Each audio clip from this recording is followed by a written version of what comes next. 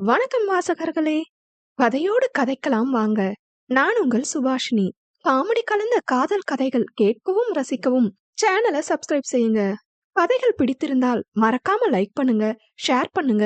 2 வார்த்தையாவது கதைய பத்தி கமெண்ட்ல தட்டி விட்டு போங்க. கதையோடு கதை பேச கதையின் வாயிலாக என் அன்பான வணக்கத்துடன் இது சுபாஷினியின் ஆடியோ கதைகள். நீங்க இப்ப கேட்கவிருக்கும் கதை அங்காரகனின் தீத்திரன் இவள். வாங்க கதைக்குள்ள போகலாம். அத்தியாயம் 7. குழந்தைக்கு பாலூட்டி கொண்டிருந்த அஞ்சலி, அந்த ஃபீடிங் பில்லோவை எடுங்க என்று விக்கியை அழைக்க, அது அவன் காதில் விழாத அளவிற்கு எதையோ யோசித்துக் கொண்டிருந்தான். 2 முறைக்கு மேல் அழைத்தும் அவன் கவனிக்காததால் அருகே இருந்த டயப்பரை அவன் மீது தூக்கி போட்டிருந்தாள் அஞ்சலி.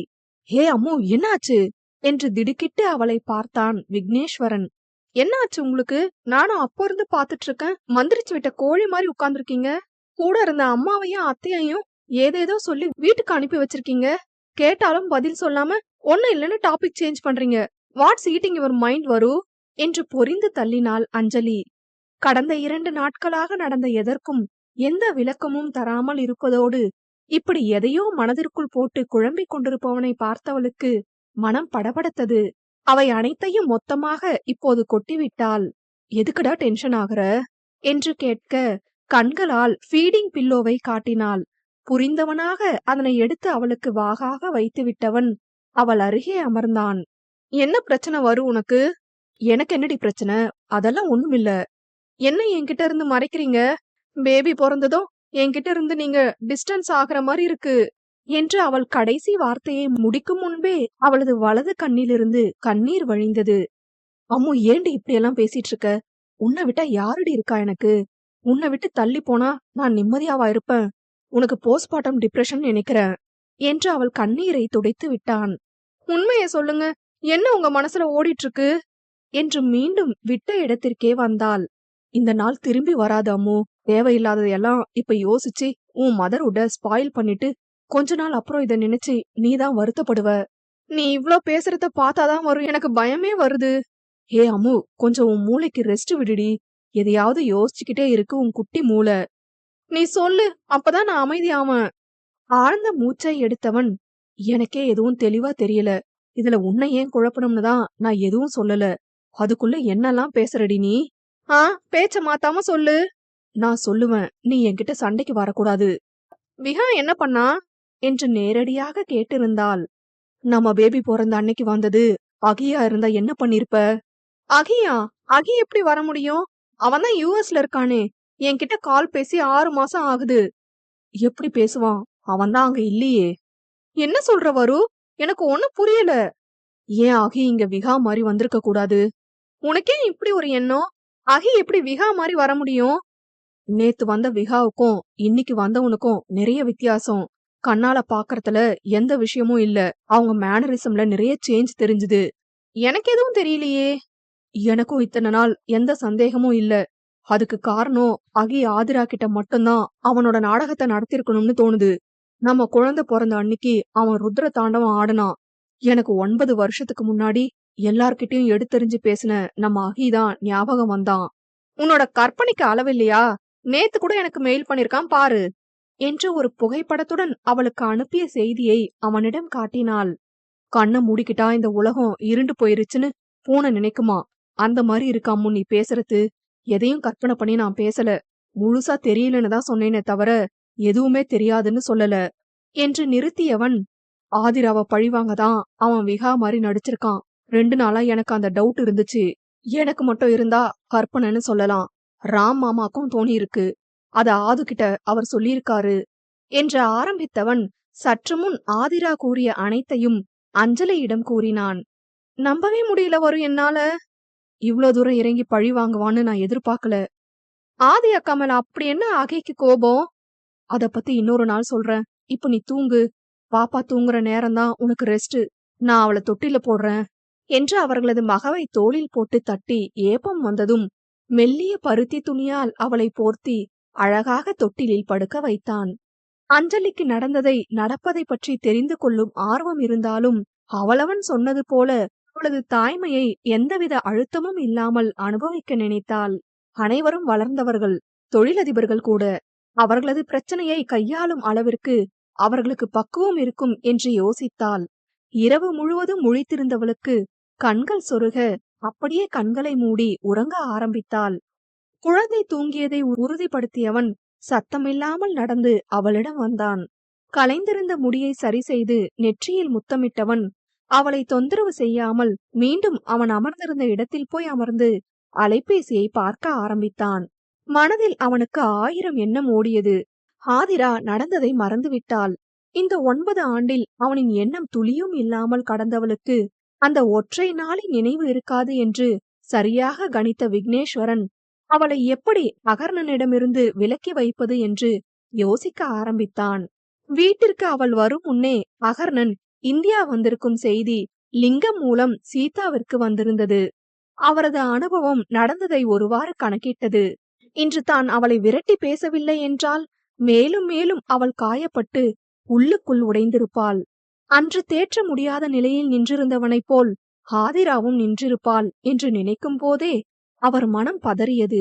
நல்ல வேளையாக பெரும் பாதிப்பிலிருந்து அவளை காப்பாற்றிய நிம்மதியில் கூடத்தில் இருந்த இருக்கையில் அமர்ந்திருந்தார் சீதா. சரியாக ஆதிரா காரை விட்டு இறங்கிய சமயம் ராமச்சந்திரனும் வீட்டிற்கு வந்திருந்தார். அவரை பார்த்தவள், நானும் இன்னைக்கு ஆபீஸ் வரல, நீங்களும் சீக்கிரம் வீட்டுக்கு வந்துட்டா உங்க வேலை எப்படிப்பா நடக்கும் என்று அவரை கடிந்தாள். மெலிதாக சிரித்தவர், நீ பிறந்ததுல இருந்து கம்பெனி பொறுப்பை எடுத்துக்கிற வர இப்படிதாண்டா வீட்டுக்கு வருவேன். எதுக்காக ஓடுறோம்? குடும்பத்துக்காக தானே.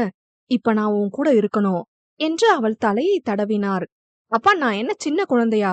அதெல்லாம் நான் ஸ்ட்ராங்கா தான் இருக்கேன். நீங்க எதையும் போட்டு குழப்பிட்டு இருக்காதீங்க. பிரஷர் ஏறுனா மாணிக்கம் மாமா என்ன உண்டு இல்லைன்னு பண்ணிடுவாரு. விக்னேஸ்வரனின் தந்தை மாணிக்கம். அப்படியே பயந்துட்டு தான் மறுவேலை என்று சீதா அவளை சீண்ட செல்லமாக அவரை முறைத்து உள்ளே சென்றாள். காஃபி போடவா இல்ல ஜூஸ் போடவா? அது எனக்கு ஒரு ஸ்வீட் லைம் ஜூஸ் போடுங்கம்மா என்று ஷோஃபாவில் அமர்ந்து தந்தையுடன் தொழில் சம்பந்தமாக பேச ஆரம்பித்து விட்டாள். இது வழமையான விஷயம் என்றாலும் சீதாவிற்கு ஆதிராவை நினைத்து பிரமிப்பாக இருந்தது. ஒரு சராசரி பெண்ணாக இருந்தால் இந்நேரம் தான் ஏமாந்து விட்டதை எண்ணி கண்ணீர் விட்டு கதறியிருப்பாள். இவள் என்னவென்றால் சாவகாசமாக அமர்ந்து பிசினஸ் பற்றி ஆழமாக பேசிக் கொண்டிருக்கிறாள்.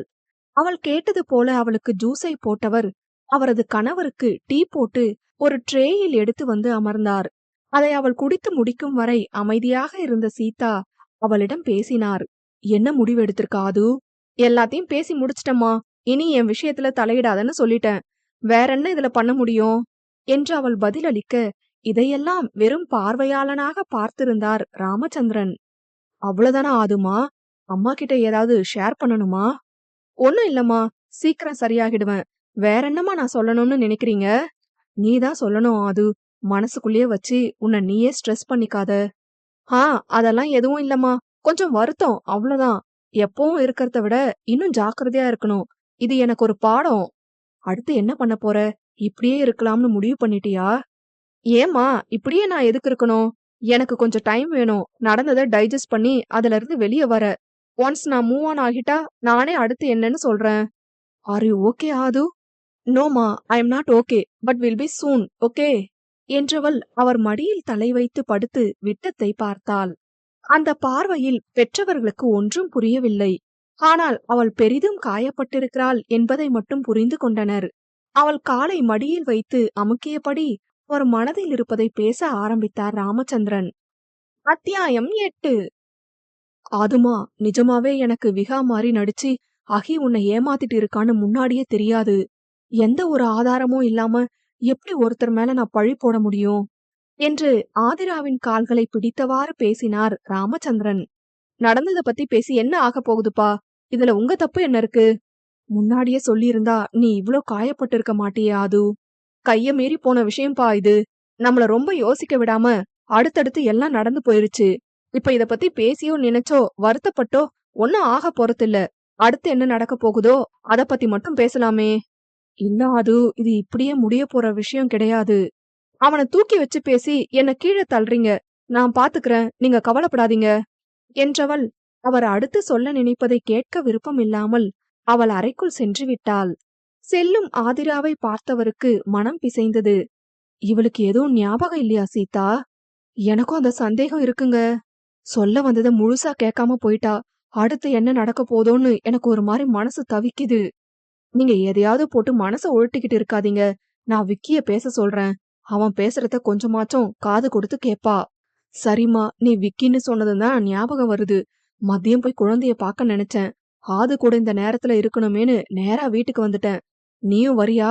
6 மணிக்கு போய் பார்த்துட்டு வரலாம். வரேங்க. குழந்தை முகம் கண்ணுக்குள்ளேயே நிக்குது. சரி, கொஞ்ச நேரம் ரெஸ்ட் எடுத்துட்டு போகலாம் என்று அவர்கள் அறைக்கு சென்றார். அதே வேளை ஆதிராவின் அலுவலகத்திற்கு சென்றான் விகர்ணன். அவன் அங்கே வருவான் என்று முன்பே ஆதிரா கூறியிருந்ததால் அவனுக்காக காத்திருந்தார் வினோத். 40இன் தொடக்கத்தில் இருக்கும் வினோத் கிட்டத்தட்ட 7 வருடங்களாக ஆதிராவின் அலுவலகத்தில் வேலை செய்கிறார். கடைநிலை ஊழியனாக தனது பணியை அங்கே ஆரம்பித்தவர் இன்று அந்த ஒட்டுமொத்த அலுவலகத்திற்கும் மேலாளராக உயர்ந்துள்ளார். உள்ளே விகர்ணன் வந்ததும் நேராக அவனிடம் வந்த வினோத், ஹாய் சார் என்க. ஹாய் வினோத், ஆதிரா வர சொல்லிருந்தாங்க. மேம் என்ன டீல் பண்ண சொல்லி எனக்கு அசைன் பண்ணிருக்காங்க. நம்ம கான்ஃபரன்ஸ் ஹால் போகலாமா என்று விகர்ணனுடன் கான்ஃபரன்ஸ் ஹாலுக்கு சென்றார் Vinod. Take your seat sir என்று அவனை அமர வைத்தவர் அவனது ப்ராஜெக்டில் வேலை செய்யும் நபர்களை அலைபேசியில் அழைத்தார். அனைத்தையும் அமைதியாக பார்த்தவனுக்கு நன்றாக புரிந்தது, இவர்களுடனான ஒப்பந்தத்தை ஆதிரா முறிக்க நினைக்கிறாள் என்று. எதற்கும் தான் தயாராக இருப்பதாக முகத்தை வைத்துக்கொண்டு வேடிக்கை பார்த்தான். அனைவரும் வந்துவிட விகர்ணனிடம் வந்த வினோத், சார் ஸ்டார்ட் பண்ணலாமா என்று கேட்க, யா ப்ரொசீட் என்று சாவகாசமாக நாற்காலியில் சாய்ந்து அவர் பேசுவதை கேட்க ஆரம்பித்தான். Good evening all. 2 மாசமா ஏவி குரூப் ஆஃப் கம்பெனியோட ஃபிளக்ஸ் ப்ராஜெக்ட்ல நம்ம டைப் பண்ணி வேலை பார்த்துட்டு இருக்கோம். மொத்தமா 7 மாசம் கான்ட்ராக்ட் போட்டிருக்கோம். அதுக்குள்ள முடிக்க சொல்லி ஏற்கனவே பேசி வச்சு இப்ப 40% முடிஞ்சிருச்சு. இப்ப ப்ராஜெக்ட்ல இதுவரை நம்ம சைட்ல இருந்து 7 பேரும், அவங்க சைட்ல இருந்து 9 பேரும் வேலை பார்த்துட்டு இருக்கீங்க. ப்ராஜெக்ட் டைம் ரொம்ப டிராக் ஆகறதுனால ஆதிரா மேம் நம்ம சைடு இருக்கிற மேன் பவரை இன்க்ரீஸ் பண்ண சொல்லி நேத்து லிங்கம் சாருக்கு பர்சனலா ரெக்வஸ்ட் பண்ணி அப்ரூவ் வாங்கியிருக்காங்க. இன்னும் 4 பேர் உங்க டீம்ல ஜாயின் பண்றாங்க. அவங்க டீடைல்ஸ் இன்னும் 1 ஹவர்ல எல்லாருக்கும் மெயில்ல இன்ஃபார்ம் பண்ணுவோம். அண்ட் ப்ராஜெக்ட் முடியற வரை எல்லாருக்கும் ஒர்க் ஃப்ரம் ஹோம் கொடுக்கறோம். ஹாவ் அ நைஸ் டே என்று அவர்களை அனுப்பிவிட்டு விகர்ணனை பார்த்தார். எல்லாம் ப்ரீ பிளான் பண்ணி உங்க மேம் பண்ணிருக்காங்க போல என்று நக்கலாக கேட்டான். சார், எனக்கு கொடுத்த வேலையை தான் செய்யறேன். மத்தபடி எனக்கு ஒன்னும் தெரியாது. இது நியூ கான்ட்ராக்ட் சார். அதுக்கான பேப்பர்ல சைன் பண்ணதான் உங்களை வர சொல்லி இருந்தோம். இனி உங்களுக்கு அலைச்சல் இருக்காது சார். கால்ஸ் அண்ட் மெயில் மூலமா எம்ப்ளாயிஸ கான்டாக்ட் பண்ணிக்கலாம். நீங்க விருப்பப்பட்டா உங்க ஆபீஸ்ல அவங்களுக்கு ரூம் கொடுத்து அங்க வந்து வேலை செய்ய சொல்லலாம். டேர்ம்ஸ் அண்ட் கண்டிஷன்ஸ் படி உங்க ஆபீஸ் ஆர் அவங்க கன்வீனியன்ட் ஒர்க் பிளேஸ்ல அவங்க ஒர்க் பண்ணிக்கலாம் சார். ஃபைன், வேற ஏதாவது இருக்கா என்று எரிச்சலோடு கேட்பவனை பார்த்தவர், நெக்ஸ்ட் உங்க கூட பண்ண இருந்த ப்ராஜெக்ட் அப்ரூவ் ஆகல, சாரி சார் என்று அவர் கூற அவனுக்கு எரிச்சலாக இருந்தது. தேங்க்ஸ் ஃபார் த இன்ஃபோ என்று வேகமாக எழுந்தவன் அந்த இடத்தை விட்டு வெளியேறும் நோக்கத்தில் விறுவிறுவென நடக்க எதிரே வந்தவளை கவனிக்காமல் இடித்துவிட்டு விருட்டென்று அந்த இடத்தை காலி செய்திருந்தான். மின்னல் போல இடித்ததும் தெரியாமல் சென்றதும் தெரியாத அளவிற்கு வேகமாக சென்றவனை, அறிவு கெட்ட தடிமாடே, கண்ணென பின்னாடி வச்சுட்டு நடப்பியா என்று அவள் திட்டியது அவன் காதை அடையும் முன்பே வாசலிற்கு சென்றிருந்தான் விகர்ணன். தான் திட்டியும் அவன் நிற்காமல் செல்ல அது மேலும் அவளை கோபமூட்டியது. மலமாடு மாதிரி போறான் பாரு, கண்ணும் தெரியல காதும் கேட்கல, இவனையெல்லாம் எவன் வேலைக்கு வச்சது என்று பல்லிடுக்கில் திட்டியபடி அவள் தவறவிட்ட அவளது ஃபைலுடன் HR அறைக்குள் சென்றாள். முறையாக அனுமதி வாங்கி உள்ளே சென்றவள், ஹாய், ஐ எம் மெனிலா என்று HR-இடம் அவளை அறிமுகப்படுத்திக் கொண்டாள். Hi, take your seat. மார்னிங்ல இருந்து உங்களுக்காக தான் வெயிட் பண்றோம். How is your journey? Last மினிட்ல நீங்க சொன்னதால என்னால கரெக்ட் டைம்க்கு ரிப்போர்ட் பண்ண முடியல. ஸ்ட்ரெச்ல கார் டிரைவ் பண்ணி வந்திருக்கேன். கொஞ்சம் டயர்டா இருக்கு, பட் அது ப்ராப்ளம் இல்ல. இதெல்லாம் எனக்கு பழக்கமானதுதான். இமிடியட் ரிசோர்ஸ் தேவை, அதான் உங்களை உடனே வர சொல்லி சொன்னாங்க. ஆபீஸ் கெஸ்ட் ஹவுஸ் இருக்கு, அங்க நீங்க ஸ்டே பண்ணிக்கலாம். நோ இஷ்யூ, நான் வரும்போது அதெல்லாம் ரெடி பண்ணிட்டேன். வினோத் சார் கிட்ட ரிப்போர்ட் பண்ணணும். அவர் பிளேஸ்ல இருப்பாரு. நீங்க எதுக்கும் கால் பண்ணி கேட்டுக்கோங்க. அண்ட் தேங்க்ஸ் உடனே வந்ததுக்கு. வித் பிளஷர் என்று வினோத்திற்கு அழைக்க அவரோ 10 நிமிடத்தில் அவள் இருக்கும் இடத்திற்கு வருவதாக சொல்லி அழைப்பை துண்டித்தார். அப்போதுதான் கவனித்தால் அவள் கழுத்தில் அணிந்திருந்த மெல்லிய சங்கிலி அருந்து ஒரு பக்கமாக தொங்கிக் கொண்டிருந்ததை. பதறிவிட்டாள். அவளுக்காக அவளே வடிவமைத்து கடையில் செய்து வாங்கியது. அதுவும் ஆசை ஆசையாக வாங்கியதாலோ என்னவோ அது அவளை சற்று வருந்த செய்தது. எல்லாம் அவன் இடிச்சதாலதான் என்று மொத்த கோபத்தையும் அவன் பக்கத்திற்கு திருப்பினாள். ச்சே, முதல் நாளே என்ன மூட் அவுட் பண்ணிட்டான் என்று சில பல பீப்களில் மனதில் அவனை வறுத்தெடுத்தவளுக்கு மனம் கொஞ்சமும் ஆறவில்லை. செயினை கைப்பையில் வைத்தவள் நேராக சென்றது என்னவோ செக்யூரிட்டி செக்ஷனிடம்தான். நடந்ததை அவர்களிடம் கூறி சிசிடிவி பார்க்க கேட்டாள். முதலில் அவர்கள் மறுத்துவிட பேசி பேசியே அவர்களை கரைத்து இவளை இடித்து சென்ற நேரத்தை கூறி வீடியோவை காண்பிக்க ஒத்துக்கொள்ள வைத்து விட்டாள். அவர்கள் காண்பித்ததை பார்த்தவள் உருவமுயர்த்தி அவனை மனதில் பதிய வைத்துக் கொண்டு அவனை பற்றி சில தகவல்களை சேகரித்துக் கொண்டு வினோத்தை பார்க்க மீண்டும் அவள் நின்றிருந்த இடத்திற்கு சென்றாள் மின்னிலா. அகர்ணன் வீட்டிற்கு வந்துவிட்டதை அறிந்த லிங்கத்திற்கு உடனே அவனை காண வேண்டும் என்ற ஆவல் எழுந்தாலும் அதனை அவனிடம் காண்பிக்க பிடிக்காமல் எப்பொழுதும் செல்லும் நேரத்திற்கு வீட்டிற்கு சென்றார். அவரின் எண்ணத்தை கல்யாணி உணர்ந்ததாலோ என்னவோ அவரை சீக்கிரம் வரும்படி வற்புறுத்தவில்லை. அவர் வீட்டிற்கு வந்த நேரம் அகர்ணன் அவனது அறைக்கு சென்றிருந்தான். வந்தவர் கண்களை சுழற்றி அவனை தேடியபடி கல்யாணியிடம் தேநீர் கேட்டார். அவன் டிரஸ் மாத்த போயிருக்கான், இப்போ வந்துருவான் என்று அவர் கேட்காமலே பதில் கொடுத்து சமையலறைக்குள் புகுந்தார். சற்று நேரத்தில் அகர்ணன் கீழே வர அவனை பார்க்காதது போல் அலைபேசியை பார்த்திருந்தார் லிங்கம். அவரது செய்கை அவனுக்கு சிரிப்பை கொடுக்க விரிந்த புன்னகையுடன் அவர் அருகே அமர்ந்தவன், எப்படி இருக்கீங்க டேட் என்றான். அவனை அப்போதுதான் பார்த்ததாக கண்ணில் வியப்பை கூட்டி, நான் எப்பவும் போலதான் இருக்கேன், நீ ஏண்டா இப்படி ஆகிட்ட, எப்படி டேட்? பெருமூச்சு விட்டவர் நொடியில் தன்னை சரி செய்து கொண்டு, எப்ப இந்தியா வந்த? கொஞ்ச நாள் ஆகுது, எனக்கு முடிக்க வேண்டிய வேலை கொஞ்சம் இருந்தது, எல்லாம் முடிச்சிட்டு வந்தேன் என்றான். ஆற்றாமையாக இருந்தாலும் நடந்து முடிந்த எதற்கும் அவனிடம் விளக்கம் கேட்கவில்லை. எதை கேட்டாலும் அதற்கு குதர்க்கமாக ஒரு பதிலை வைத்திருப்பவனிடம் பேசுவதில் எந்த பயனும் இல்லை என்று அதை தவிர்க்க முடிவு செய்துவிட்டார். என்ன பண்ணலாம்னு இருக்க? எங்க கூட ஆபீஸ் வரியா? யோசிச்சு சொல்றேன்ப்பா. சரிடா, நான் போய் ஃப்ரெஷ் ஆகிட்டு வரேன் என்று உடை மாற்றி மாலை சிற்றுண்டி அருந்த உணவு மேடையில் அனைவரும் கூடியிருக்க ஷோஃபாவில் அலுவலக பையை விட்டு எறிந்த விகர்ணன் நேராக லிங்கத்திடம் சண்டைக்கு வந்தான்.